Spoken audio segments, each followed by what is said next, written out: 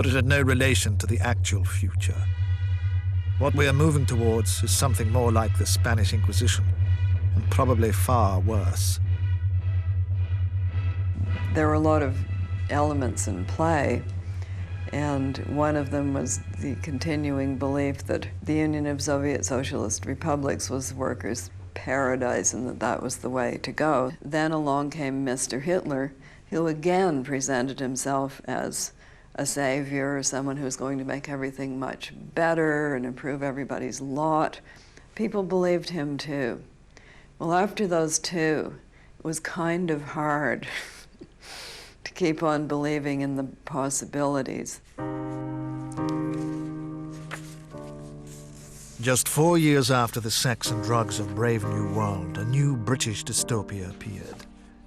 It was Murray Constantine's science fiction classic, Swastika Night. Published in 1937, it immediately caught the eye of George Orwell, who was preparing to write his own bleak vision of the future. In Swastika Night, the Nazis have ruled for 700 years, and Hitler is worshipped as a god. Under his laws, women have been enslaved. As a woman is above a worm, so is a man above a woman. As a woman is above a worm, so is a worm above a Christian. So, my comrades, the lowest thing, the meanest, filthiest thing that crawls on the face of the earth is a Christian woman. To touch her is the uttermost defilement for a German man. My sons, forget it not, on pain of death or torture or being cut from the blood. Heil Hitler! Swastika Night is a very remarkable novel, I think. It's only a slight exaggeration, I think, of the Nazi view of what women are for, that they're for home and reproduction. Hitler put some of this into practice. He set up enclaves where SS member men could have biological wives in addition to their other wives. And the idea was to make as many Aryan babies as possible. Mind you, they had quite nice swimming pools. They weren't locked in rooms. They were actually treated quite well, which is why some of them did it. Swastika Night described a living hell for women. But why had Murray Constantine chosen to write about female oppression? In 1985, the truth was revealed. Murray Constantine was not just another well-born utopian like Huxley. He was, in fact, a she, Catherine Burdekin. Science fiction was the perfect place for her to express her fears for the future and frustrations with the present. Catherine wanted to go to university, but her parents wouldn't consent. Instead, she married a barrister in 1915. Restless with married life, she became a nurse with the Red Cross during the First World War. Her experiences deeply affected her. She blamed men for the destruction she had witnessed. Catherine left her husband after 6 years of marriage, turning to a female companion, Isabel Allen Burns, who remained with her for the rest of her life. Swastika Night warned against the cult of masculinity. George Orwell read the book very closely. Theme after theme of it reappears in Orwell's own work of science fiction, which was published in 1949. But Orwell did something groundbreaking in his novel. Rather than set the book in the far future, his nightmare vision was due to happen in his readers' own lifetimes. If you're writing in the immediate post-war period, there is a sense in which the future has been cancelled.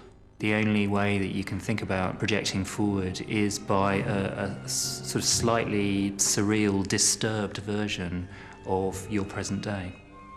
In 1984, a state of perpetual war exists, and citizens have given up their freedom for security. Already Chelmsford has, we are told, been atom-bombed. The hero, Winston Smith, inwardly rebels against the totalitarian state he lives in, which demands absolute obedience and punishes even the thought of wrongdoing. "You are the last man," said O'Brien. "You are the guardian of the human spirit. You shall see yourself as you are. Take off your clothes."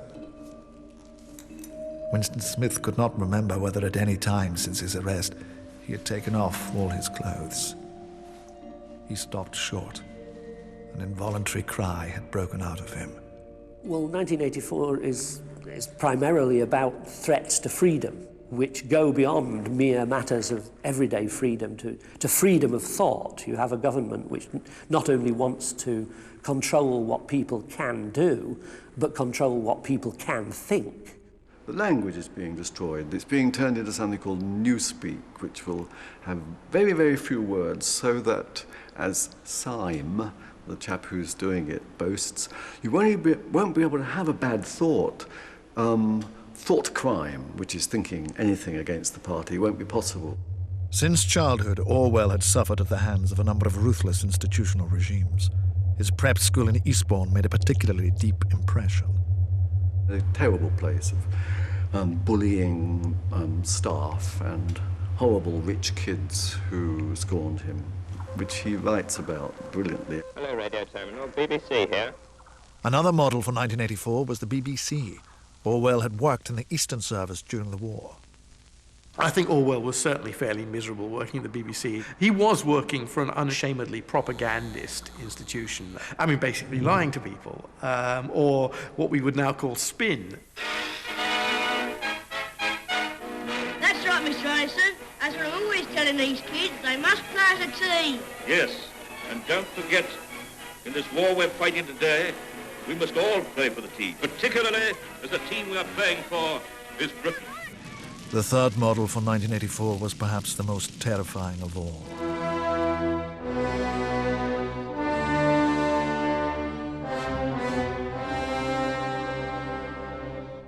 Stalinist Russia. An important part of 1984 is that history is falsified. Everything's rewritten. Enemies of the state are just airbrushed out, as it were. But even worse than propaganda, in Orwell's opinion, was the dumbing down of society. Orwell was deeply worried that films, football, beer and gambling were stopping the working classes from having strength of character. In 1984, the working classes are given prole feed to keep them quiet. The Ministry of Truth supplied the multifarious needs of the party, but also a whole operation at a lower level for the benefit of the proletariat. A whole chain of separate departments dealing with proletarian literature, music, drama, and entertainment. Generally, here were produced rubbishy newspapers containing almost nothing except sport, crime, and astrology. Sensational 5-cent novelette films oozing with sex and sentimental songs, which were composed entirely by mechanical means. Orwell may have worried about the cultural life of the proles, but he still regarded them as the only hope for the future. It's Winston Smith looking out the window at the woman hanging up the laundry and singing. And thinking, well, she's definitely the masses. The prole woman. That's a prole feed song, isn't it? Last month, number 2765, out of date. The product of an electronic machine, and she sings it as if it meant something. She's as solid as a pillar, as sturdy as... You know, Julia, she's beautiful. 1984 is a brilliant insight into the British class system, written by someone struggling to overcome their own background. The old Etonian just couldn't escape his own prejudices when writing about the proles. He says, however hard you try, it's very difficult to escape from your childhood stereotypes. I was brought up to believe that the working classes smelt.